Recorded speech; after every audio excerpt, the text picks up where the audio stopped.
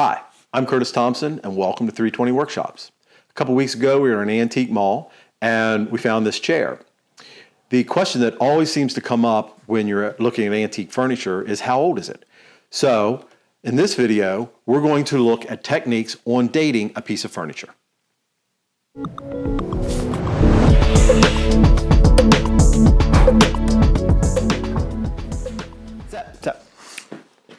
Hi. I just want to take this moment to introduce you to one of the other members of the 320 Workshops team. This is Tanner. He's usually here when we're filming, but he's one of my best friends and helps a lot with in the workshop and in the yard. He's always with me. Aren't you, buddy? Okay, so what we're going to do is look at styles and construction techniques. And anytime a technology is developed or anytime a style is popular, it could be reproduced anytime thereafter. It doesn't necessarily mean that it was done during that period. But we have to go with the most likely scenario. So what we're going to do is talk about that as well. First thing we looked at when we saw this chair was this material. It's a plaid that looks very much like the 1980s, and so that was the first thing that like grabs your eye. But upholstered furniture is commonly changed out. The material becomes a different fashion or it gets worn out, and that's changed. So we'll look at the material first and then we'll go on and look at the construction techniques. Okay, so we'll take this piece off. This is just setting in the chair. So we'll take that off and we'll look at the underside. So we can see immediately that this wasn't professionally done. It's certainly been someone's added it. You can see the old material that's underneath of that.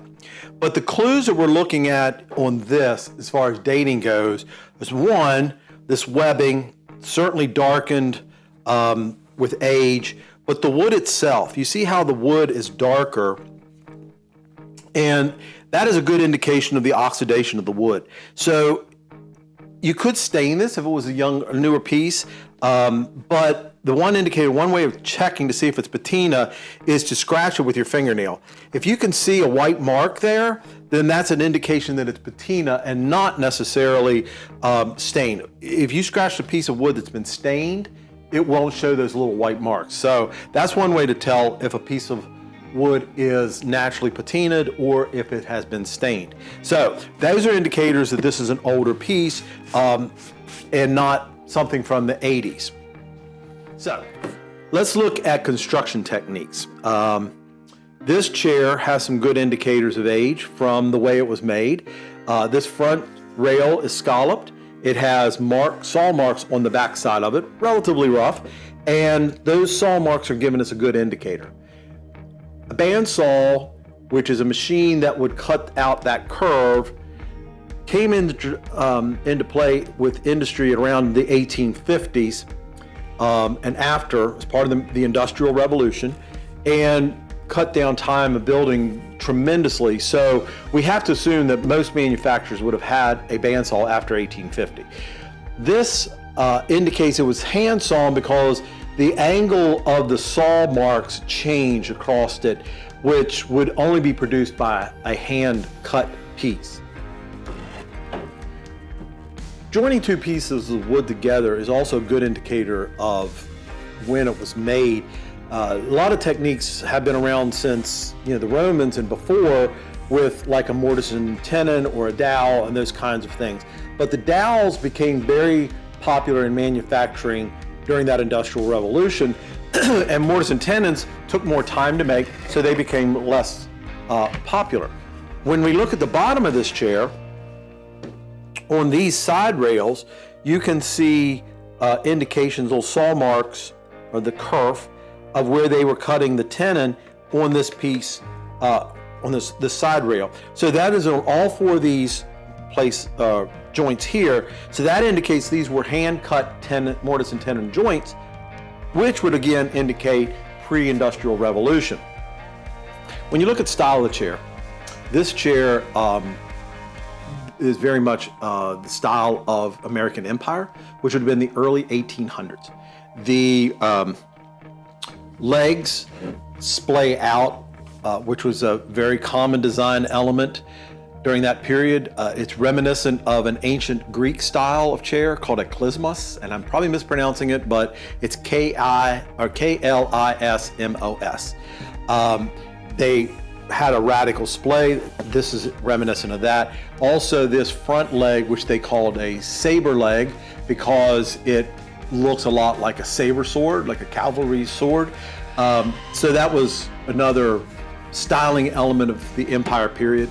You also see this swooping back into the side rails a lot in the chairs during that period.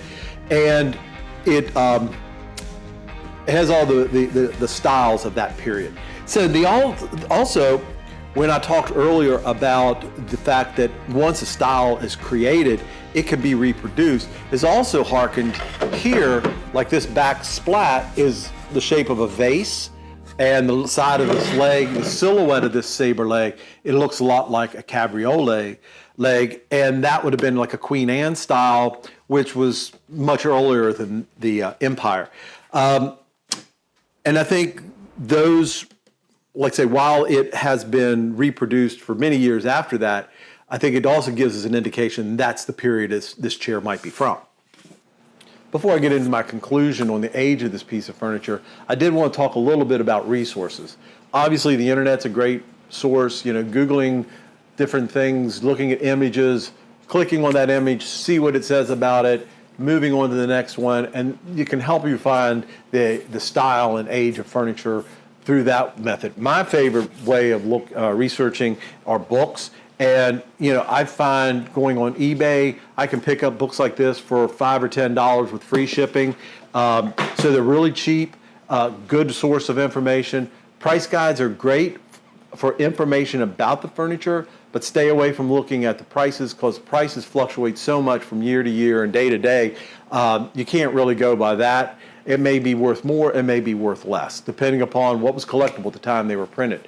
The other one is antique dealers. When you're in the store or a mall, talk to the dealers. A lot of them have great information. You have to be careful. Some only want to make a sale, but most of them are very knowledgeable and really want to help you understand what you've got. So let's talk about the age of this chair and the results of my investigation. So we determined, one, it's an Empire style chair. Doesn't necessarily mean it had to be done during that Empire period, but that's our first clue. Second clue, the saw marks along the back here, and even on this back curve here, all indicate hand cut. The tenon marks on the bottom of these side rails all indicate probably pre-Industrial Revolution. So that would be pre-1850. The patina and the wear on all of it would definitely indicate that it was a much older chair. So I'm going to estimate this chair was probably made somewhere around the 1830s. It is certainly more valuable than what I paid for it. I paid $5 for it, and it's probably worth 20 times that. I mean, it's probably worth somewhere between $80 and $100. Not a hugely expensive chair, but it is certainly an older chair. It's a very pretty little chair. So we're going to use this in our sunroom as a chair for a writing desk. This style of chair would have been sometimes used as a writing desk type chair. So that's what we're going to use it as. It needs a little cleanup. The splat on the back has a crack in it, and we'll fix that. And I'm going to put a new cover on it. So let's get that done and wrap this up. First step is to give all the wooden parts a good clean and degrease. Then we'll begin to take off this cover, which was an obvious replacement at some point in time. There are hundreds of nails in this piece. So that's what the original material looked like.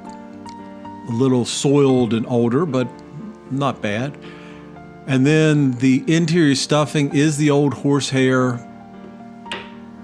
And there was some other unknown things in there.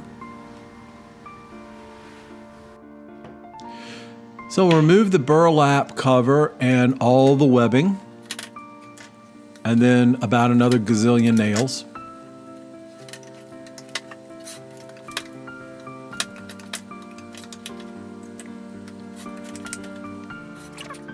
Now we got it apart and realized that 3 of the 4 mortise and tenon joints were broken.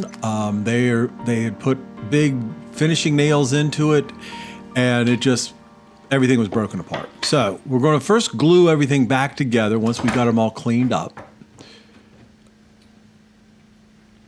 And get it clamped.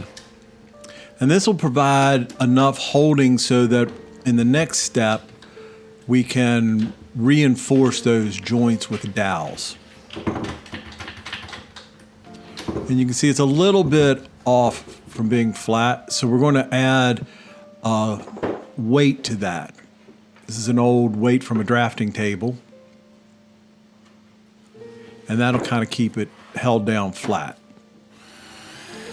Once it's out of the clamps, we'll drill into the end. I'm watching to make sure I'm drilling in straight.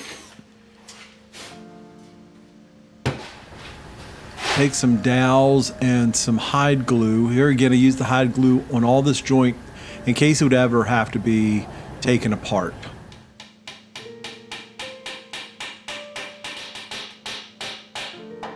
Once the dowel is driven all the way in, we cut it off and sand that a little bit to make it smooth, and we're ready to go to the next step. First, we'll add webbing. I'll cut off the pieces to length and begin stapling those on. It's a pretty simple webbing since it's only 4 pieces, but I'll use the webbing stretcher to get them nice and tight.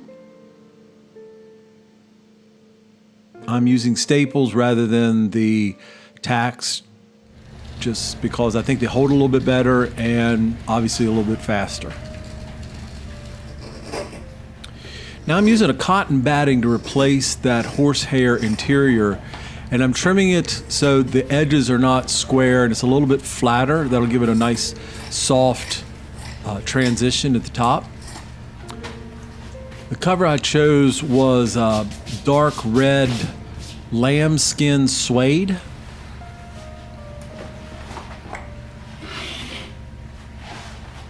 So I got a rough cut of the size, and now what we're going to do is just pull this tight and staple that in place. Starting from the center and trying to keep all the wrinkles out of it by pulling it evenly.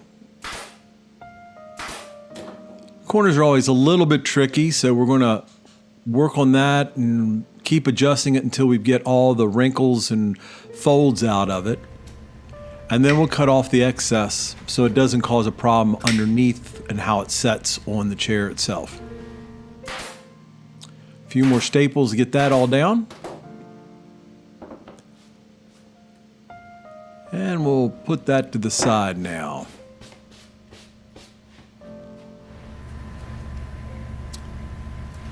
Next step is to fix that crack in the back splat. I've got it wedged open a little bit with a toothpick so I can get the glue shoved back into the joint. And then once that toothpick's been removed, I will clamp that in place and clean it up. Put a little bit of filler in the front because some of the wood on the front of it actually was broken out. Add a little bit of color to that to match it as best I can. And we'll begin the next step of waxing. I'm using Gilboy's darker wax and buffing it off. That's a buffing pad from a Power Buffer, which I'm using by hand. It works pretty well. And you can see the shine and polish we've raised. Now on the crack in the back splat, we're going to add a little bit more filler. Again, it's some Gilboy's harder wax filler, and just melt it in there and scrape it off. Once the tape's removed, to scrape a little bit more off and give it a good polish. All right, get this thing wrapped up now. So from $5 find to a beautiful chair that I think would look good in any household. Thanks for stopping by.